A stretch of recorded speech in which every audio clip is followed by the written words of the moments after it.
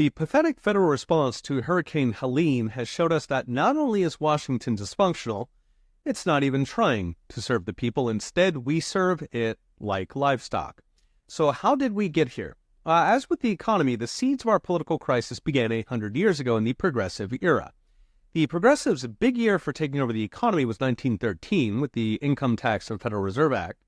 But the political takeover was earlier. According to historian Murray Rothbard, it began precisely 30 years earlier with something called the Pendleton Act of 1883. The act made bureaucrats professionals who are independent of politicians. This was allegedly to fight corruption, but note that a bureaucracy that's independent of politicians is also independent of voters. After all, politicians are the only part of the government who answers to voters. So if bureaucrats don't answer to them, who do they answer to? And the answer is simple. They answer to nobody. The government bureaucracy becomes a self-serving, occupying army by design. Now, progressives do this because they've convinced themselves that government workers are omniscient angels. The act of collecting a government paycheck is a kind of purifying bath that washes away all the greed and malice of the unwashed masses over whom the government lords.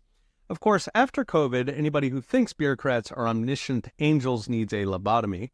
Now, once installed with Pendleton, this independent bureaucracy was, of course, captured by the left, by socialists, because they both want the same thing, increased government control. This capture is why it feels like the world is grinding ever more socialist. The bureaucracy partners with socialists to a common end, which is government control over the people. They then use government money, your money, to propagate that takeover through academia, media, and corporations who are punished if they don't toe the line. Now, COVID showed us there is essentially no institution in the country, and really in the world, that has not been infiltrated by this toxic combination of government money and intimidation.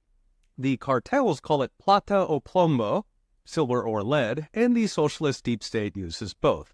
Now, over the last century, every crisis grew this deep state. World wars, Great Depression, even made-up crises like global warming and, of course, COVID. And COVID was their dream come true. It was total control. Problem, of course, is that once a wild animal tastes human blood, you can never trust it again. It's exactly what happened at a moment I think is very close to COVID, which is the wartime socialism of World War I. The men who pushed that war, men like Herbert Hoover, imposed Soviet-style economic and social controls during the war. Then once the war ended, they were very reluctant to hand that power back. In fact, they spent the rest of their careers trying to get it back. Unfortunately, the stock market crash of 1929 was the excuse they needed. They seized the commanding heights of the economy, the administrative state was born, and 100 years later, they still have it. So that all takes us to today, a totalitarian deep state that progressively seizes economic, social, and political power, enslaving us with debt, mandates, taxes, and surveillance. So what's next? Brought to you by Unchained.com. The administrative state can be defeated, but not by fighting the Hydra head by head. Rather, you have to go to the source, the independent bureaucracy itself. To end the totalitarian deep state, politicians must have the ability to fire and hire every last person who works for the government, because the people must have that power, and until we abolish governments, politicians are their only voice.